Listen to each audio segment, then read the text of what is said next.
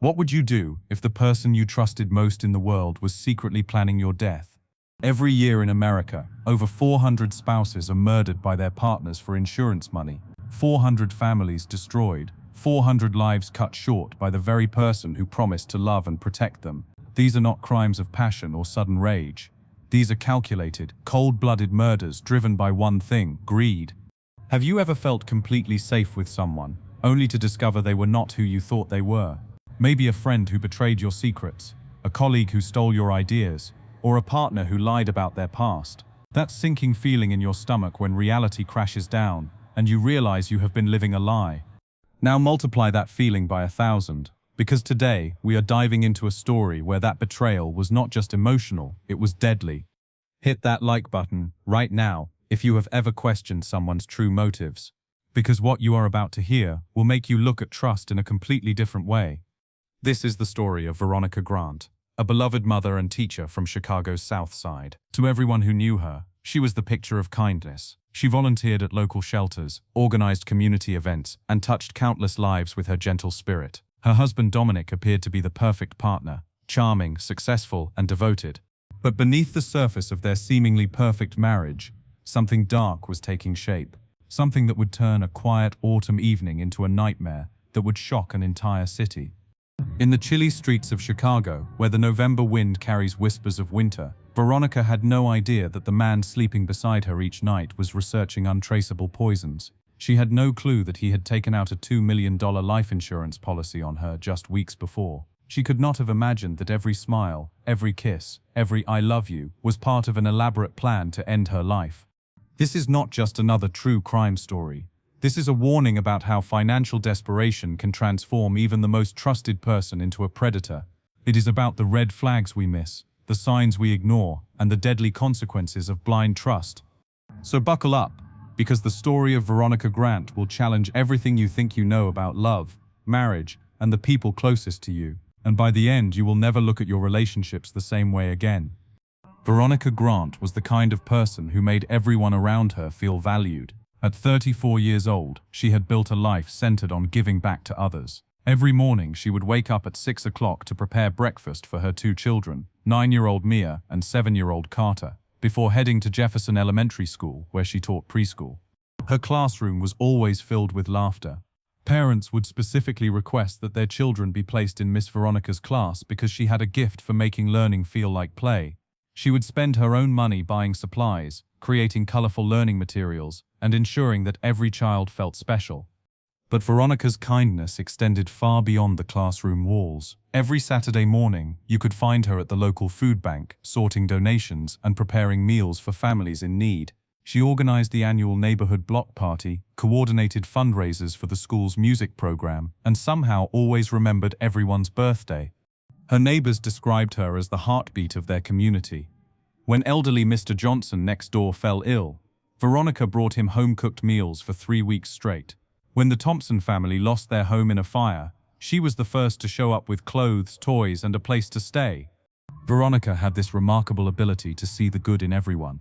She believed that people were fundamentally decent, that kindness could solve most problems, and that love always found a way. Her friends often joked that she was too trusting for her own good, too quick to see the best in people who might not deserve it. She had dreams beyond her current life. Veronica talked about opening her own daycare center someday, maybe writing children's books, or traveling with her kids to show them the world. She saved every spare dollar toward these goals, carefully planning for a future she believed would be filled with joy and possibility. Do you know someone like Veronica? Someone whose genuine warmth makes you feel better about humanity? Someone who gives without expecting anything in return? Hold on to those people, because they are rare treasures in this world. Dominic Grant was everything Veronica was not, though few people realized it at the time. At 37, he possessed the kind of charm that opened doors and won over strangers within minutes of meeting them. Tall, well-dressed, and articulate, he had the presence of someone destined for success. To the outside world, Dominic appeared to be thriving. He drove a luxury sedan, wore expensive suits, and talked confidently about his various business ventures. He claimed to be involved in real estate development, technology consulting, and import-export operations. His stories were always impressive, always just vague enough to sound legitimate. But here is what nobody saw coming. Behind the polished exterior and confident handshakes, Dominic was drowning. His businesses were not just struggling, they were complete failures. The real estate deals had fallen through, the consulting contracts were non-existent, and the import business was nothing more than an expensive fantasy. Credit cards were maxed out, loans were in default, business partners were threatening legal action. The luxury car was 3 months behind on payments, and the expensive suits were purchased with money he did not have. Dominic had become a master at robbing Peter to pay Paul, moving money around like a shell game to keep his creditors at bay. The pressure was crushing him, but he refused to let anyone see his weakness. Pride had become his prison. He would rather lie than admit failure, rather scheme than face reality. Financial stress had transformed him into someone capable of unthinkable acts. Dominic had learned to compartmentalize his life. During the day, he played the role of successful businessman and devoted husband. At night, when Veronica was asleep, he would sit in his home office researching desperate solutions to his mounting debts. He began to see people not as human beings, but as assets, problems to be solved, obstacles to be removed. And the biggest obstacle to his financial freedom was sleeping right next to him every night. Do you know couples who seem perfect on social media? The ones with the beautiful vacation photos, anniversary celebrations, and loving comments on each other's posts? The Grants were exactly that couple. Their wedding photos showed a fairy tale romance. Their anniversary posts were filled with heartfelt messages about soulmates and forever love. Friends and family saw a partnership built on mutual respect and shared dreams. Veronica genuinely believed she had married her best friend. She would brag about how supportive Dominic was, how he encouraged her dreams and listened to her problems. She trusted him completely with their finances, their future plans, and their children's well-being. But marriages are like icebergs. What you see on the surface is only a fraction of the whole story. While Veronica was planning family vacations and saving for their children's education, Dominic was calculating how much her life was worth in dollars and cents. The danger of assumptions about others' lives is that we only see what people want us to see. We judge relationships by their highlight reels, not their behind-closed-doors reality. Veronica's story teaches us that even the most loving, trusting people can be living with strangers wearing familiar faces. Dominic's downfall began 3 years earlier, when his first major business venture collapsed like a house of cards. He had invested everything into a real estate development project that promised massive returns. The plan was simple: buy distressed properties, renovate them, and sell them for huge profits. What could go wrong? Everything. The housing market shifted unexpectedly. Construction costs doubled due to material shortages. City permits were delayed for months. His business partner disappeared with $50,000 in investor funds. Within 18 months, Dominic had lost not only his initial investment, but also borrowed money from 3 different banks. His technology consulting business was supposed to be his comeback story. He convinced himself that his charm and sales skills could overcome his lack of technical expertise. For 6 months, he landed small contracts and felt like he was climbing out of the hole. Then clients started complaining. Projects were delivered late. The work was subpar. Refunds were demanded. Word spread quickly in the tight-knit business community, and new contracts dried up completely. The import-export venture was his final desperate attempt at salvation. He borrowed money against his house to purchase inventory from overseas suppliers. The products arrived damaged, the market demand never materialized, and customs fees ate up what little profit margin existed. By the time Veronica celebrated her 34th birthday, Dominic was staring at debts totaling over $300,000. Credit card companies were calling daily. Business loans were in default. The bank had initiated foreclosure proceedings on their home. But he told Veronica none of this. Every morning, he would put on his expensive suit, kiss her goodbye, and pretend he was heading to important business meetings. In reality, he spent most days in coffee shops, frantically searching for miracle solutions to problems that seemed impossible to solve. The weight of maintaining his false image was crushing Dominic's soul. Every social gathering became a performance where he had to pretend his life was going according to plan. Every conversation with neighbors required careful scripting to avoid revealing the truth about his failures. Veronica would excitedly talk about their future plans: the family vacation to Disney World, the new car she wanted to buy, the college funds for Mia and Carter. Each conversation felt like a knife twisting in his chest, because he knew none of these dreams were possible with their current financial reality. The school fundraisers were particularly painful.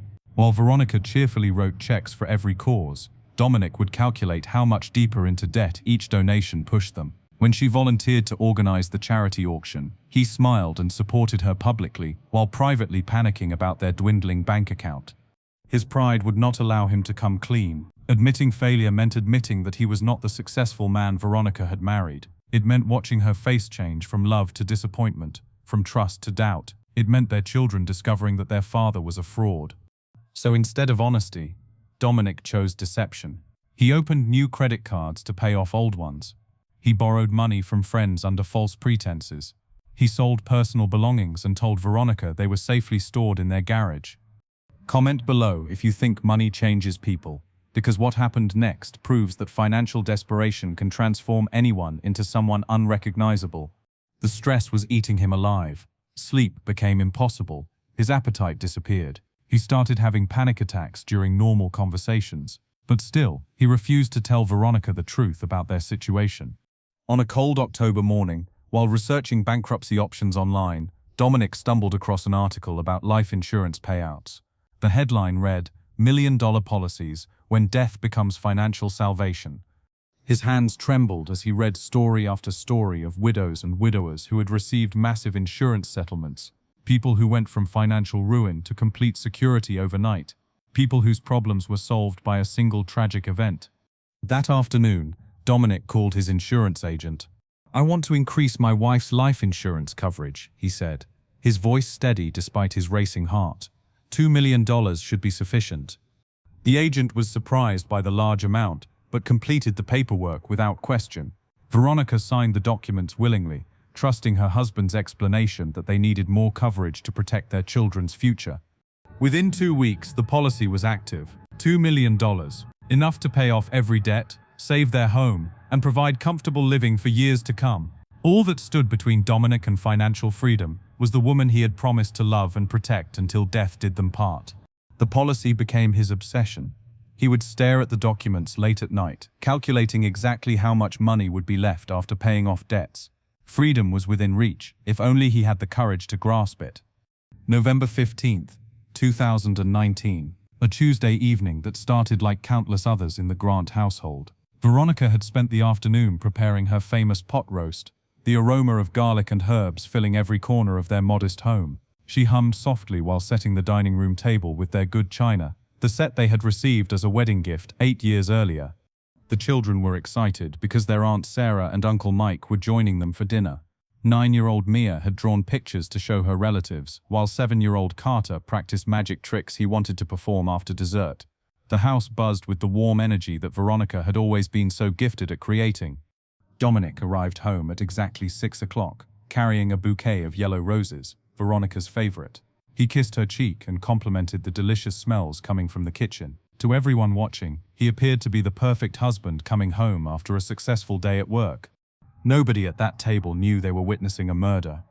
The conversation flowed easily over dinner. Veronica talked about her students' upcoming holiday performance.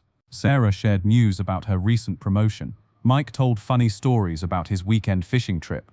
The children giggled and interrupted with their own silly observations about school and friends.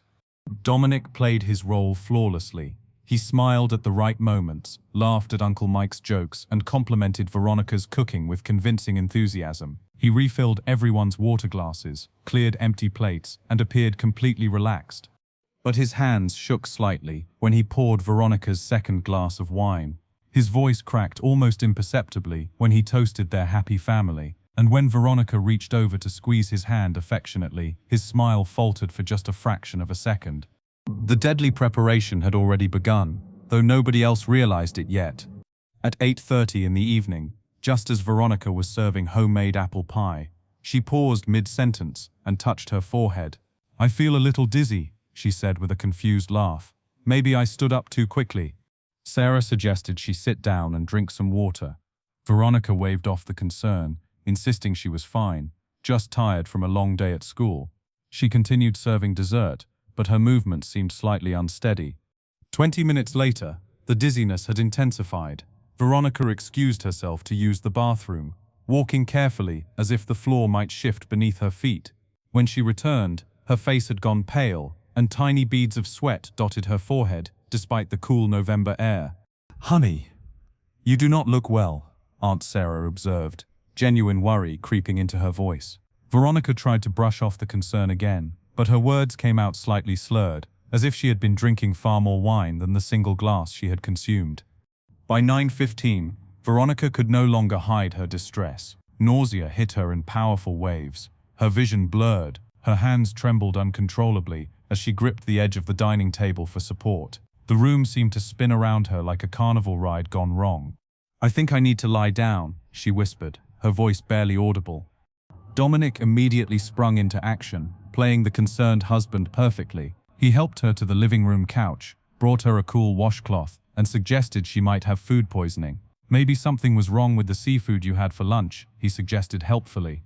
But Veronica's condition deteriorated rapidly. The trembling spread throughout her entire body. Her breathing became shallow and labored. Her skin took on a grayish tint that terrified everyone in the room. When she suddenly collapsed onto the floor, convulsing violently, Sarah screamed for someone to call 911. Uncle Mike was already dialing emergency services while Dominic knelt beside his wife, holding her hand and whispering soothing words. "Stay with me, Veronica. Help is coming. You are going to be okay." The paramedics arrived within 8 minutes, though it felt like hours to everyone waiting. They worked quickly to stabilize Veronica's vital signs before loading her onto a stretcher. Her eyes were open but unfocused, staring at something nobody else could see. As the ambulance raced toward Chicago General Hospital, Dominic sat beside his wife holding her hand. To the paramedics, he appeared to be a devoted husband in crisis. They could not see the calculations running through his mind, how long the toxin would take to complete its work, whether the hospital would be able to identify the cause, and how soon he might be free from his financial prison.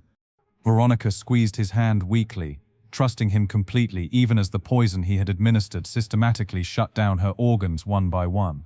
At the hospital, Dominic's performance as the distraught husband was Academy Award worthy. He paced the waiting room, called Veronica's parents with trembling hands, and answered every medical question with perfect concern and confusion. "She was completely fine this afternoon," he told Dr. Martinez, his voice breaking at just the right moments. "We had a normal family dinner. She complained of feeling dizzy, and then everything happened so fast." He provided detailed information about Veronica's medical history, her recent activities, and possible causes for her sudden illness. When doctors asked about stress, medications, or unusual foods, Dominic's answers were helpful and thorough. The emergency room staff never suspected they were talking to the person responsible for their patient's condition. How could they? He was the loving husband who had called 911, ridden in the ambulance, and was now anxiously waiting for news about his wife's recovery. When Dr. Martinez emerged from the treatment room with grim news, Veronica had slipped into a coma, and her prognosis was uncertain. Dominic's anguished cry echoed through the hospital corridors. But behind his tears of apparent grief, a cold satisfaction was growing. The plan was working exactly as he had researched and prepared. Soon his financial problems would be solved forever. For 3 days, Veronica Grant lay in a medically induced coma while doctors struggled to understand what had nearly killed her. The initial diagnosis of food poisoning seemed logical: violent illness after a family meal, sudden onset of symptoms, and rapid deterioration. Emergency room physicians had seen similar cases countless times before.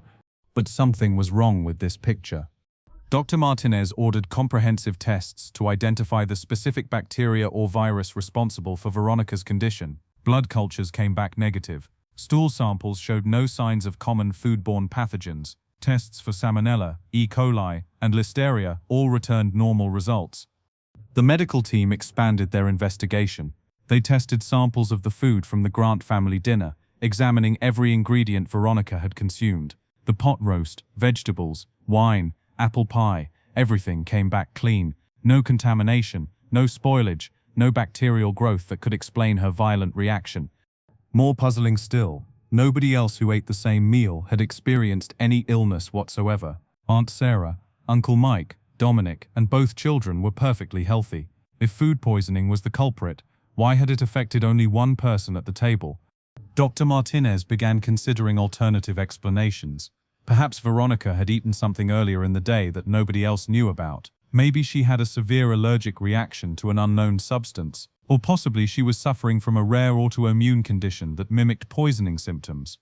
As Veronica's condition worsened despite aggressive treatment, the medical team realized they were dealing with something far more complex than a simple case of bad food. They needed help from specialists who could identify toxins that standard hospital tests might miss. The hospital contacted the Illinois Poison Control Center and requested advanced toxicology screening. What they discovered would change everything. Dr. Rebecca Chen was the forensic toxicologist who received Veronica's blood and tissue samples on Friday morning. With over 15 years of experience analyzing mysterious poisoning cases, she had developed an intuition for detecting substances that other labs missed. The standard toxicology panel had already ruled out common poisons like arsenic, cyanide, and strychnine. Dr. Chen decided to run more specialized tests, screening for industrial chemicals, pesticides, and rare compounds that most hospitals do not routinely check. On Sunday afternoon, her laboratory equipment detected something unusual. The gas chromatography mass spectrometry revealed the presence of a compound called tetramethylene disulfurtetramine, known in forensic circles as TATS. This substance is not found in nature. It cannot appear in food or water by accident. TATS is an industrial chemical used primarily in specialized manufacturing processes, and it is highly restricted due to its extreme toxicity. Dr. Chen had only encountered TATS twice before in her career. Both cases involved deliberate poisoning by perpetrators with access to industrial facilities. The compound is virtually impossible to obtain through legal channels, and its presence in Veronica's bloodstream could only mean one thing: someone had intentionally administered it to her. TATS is particularly insidious because it mimics the symptoms of food poisoning during its initial stages. Nausea, dizziness, and vomiting appear first, leading doctors to suspect harmless causes. But as the toxin spreads through the nervous system, it causes seizures, respiratory failure, and eventually death. The most chilling aspect of TATS poisoning is its delayed action. Depending on the dose, symptoms can take anywhere from 30 minutes to several hours to manifest. This timing allows the perpetrator to establish an alibi, appearing concerned and helpful while their victim suffers. Dr. Chen immediately contacted Chicago Police Department and requested that Veronica's case be treated as an attempted homicide. The presence of TATS was not just evidence of poisoning, it was proof of premeditated murder. Subscribe if you want to see how technology catches criminals, because what happened next demonstrates the incredible power of modern forensic science to expose even the most carefully planned crimes. Within hours, Detective James Rodriguez was assigned to investigate the case. His first step was obtaining search warrants for the Grant family home and all electronic devices belonging to both Veronica and Dominic. The hunt for evidence was about to begin in earnest. Detective Rodriguez understood that modern criminals leave digital footprints everywhere they go. Every internet search, every online purchase, and every electronic transaction creates a permanent record that skilled investigators can follow like breadcrumbs leading to the truth. The search of Dominic's laptop computer revealed a disturbing pattern of online activity. Beginning 6 weeks before Veronica's poisoning, someone using his computer had conducted dozens of searches related to untraceable poisons, symptoms of toxic exposure, and methods for obtaining restricted chemicals. The browser history told a chilling story. How to poison someone without detection. Industrial chemicals that mimic food poisoning. TATS toxin, where to buy. Symptoms of chemical poisoning timeline. How long does toxicology testing take? Each search had been conducted late at night when Veronica and the children were sleeping. Dominic had used private browsing mode and deleted his search history, but forensic computer specialists recovered everything from the hard drive's hidden data sectors. Even more damning were the online purchases. Credit card records showed that Dominic had bought specialized chemical handling equipment, protective gloves, and a digital scale, precise enough to measure lethal doses of toxins.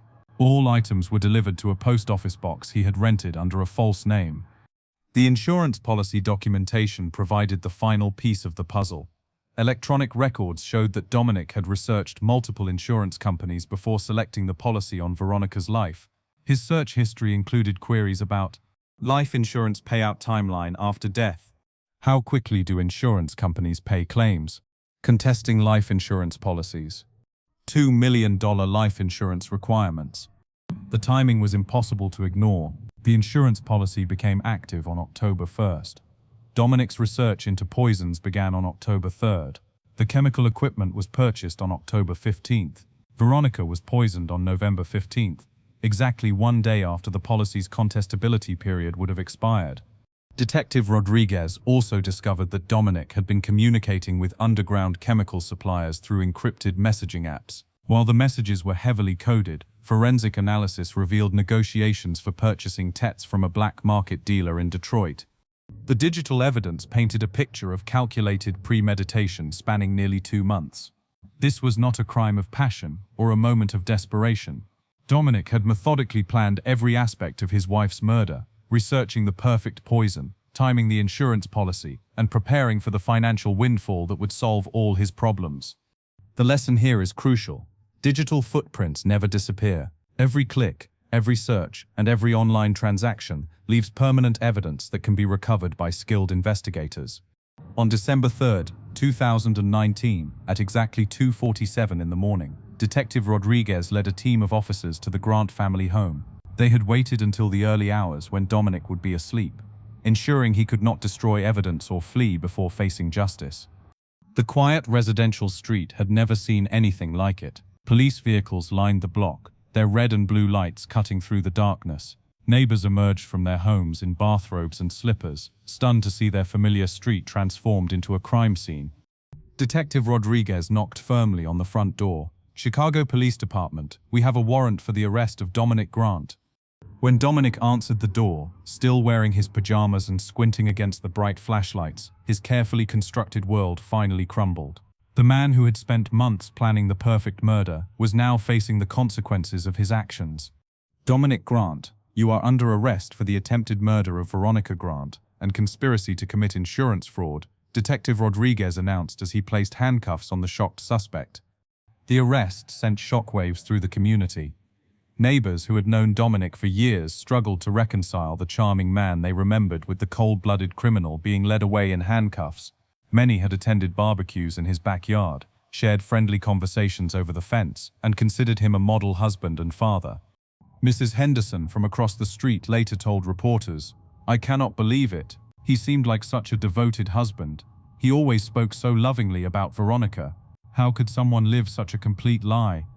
The children, Mia and Carter, were immediately placed in protective custody with Veronica's parents. They woke up to discover that their father was gone, and their world had been turned upside down. The trauma of losing their mother was now compounded by the devastating truth about their father's actions. As news trucks arrived and reporters began broadcasting live from the scene, the Grant family's private tragedy became a public spectacle. The quiet street where Veronica had once organized block parties and holiday celebrations was now the center of a murder investigation that would captivate the entire city. The trial of Dominic Grant began 4 months later in the Cook County Criminal Courthouse. Prosecutor Angela Martinez had built a case so comprehensive that legal experts called it a masterclass in modern forensic investigation. The prosecution's evidence was overwhelming. Digital forensics expert Dr. Michael Thompson walked the jury through Dominic's online search history, displaying each damning query on large screens for everyone to see. The timeline of searches, purchases, and insurance documents painted a clear picture of premeditated murder. Toxicologist Dr. Rebecca Chen explained how TET's poisoning works, using simple language that helped jurors understand the calculated nature of Dominic's chosen method. She demonstrated how the timing of symptoms allowed him to establish an alibi while Veronica suffered. The man who thought he was clever enough to get away with murder had underestimated the power of modern investigative techniques. Detective Rodriguez testified about the financial evidence, revealing the full extent of Dominic's debts and the insurance policy that would have solved all his problems. Bank records showed he owed over $300,000 at the time of the poisoning attempt. Perhaps most powerful was the testimony from family members who had witnessed the dinner party. Aunt Rebecca described Veronica's sudden illness and Dominic's seemingly concerned response. Uncle Mike recalled how helpful Dominic had been during the medical emergency, never suspecting he was watching his own plan unfold. The defense team struggled to counter the mountain of evidence. They argued that the digital searches could have been for research purposes, that the insurance policy was simply good financial planning, and that the presence of TTs might have been accidental exposure. Defense attorney Robert Kim attempted to portray Dominic as a loving husband who would never harm his wife. "Ladies and gentlemen of the jury," he argued, "correlation is not causation. My client may have made poor financial decisions, but that does not make him a murderer. The prosecution dismantled each defense argument methodically. Prosecutor Martinez's closing statement was devastating. The defendant researched poisons, bought the equipment, timed the insurance policy, and administered a lethal dose of industrial toxin to his wife. This was not an accident. This was not a coincidence. This was cold-blooded attempted murder, motivated by pure greed. The jury deliberated for only 6 hours. When the jury foreman stood to deliver the verdict, the packed courtroom fell silent. Veronica's parents held hands in the front row, their faces etched with grief and hope for justice. On the charge of attempted murder in the first degree, we find the defendant guilty. On the charge of conspiracy to commit insurance fraud, we find the defendant guilty. On the charge of aggravated domestic violence, we find the defendant guilty.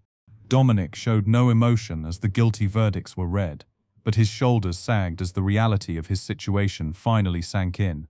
The man who had risked everything for $2 million now faced life in prison without the possibility of parole. Judge Catherine Williams sentenced Dominic to 60 years in prison, ensuring he would never again have the opportunity to harm another person for financial gain. Veronica's family wept with relief. Justice had been served, though it could never bring back the woman they had lost or undo the trauma inflicted on her children. 9-year-old Mia and 7-year-old Carter Grant faced an unimaginable reality. Their mother was gone, and their father was in prison for trying to kill her.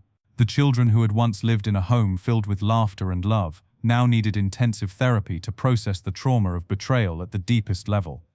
Veronica's parents, Robert and Helen Williams, gained full custody of both children. They moved into a new home across town, away from the memories and media attention that surrounded their old neighborhood. Professional counselors worked with Mia and Carter to help them understand that their father's actions were not their fault, and that love should never come with fear.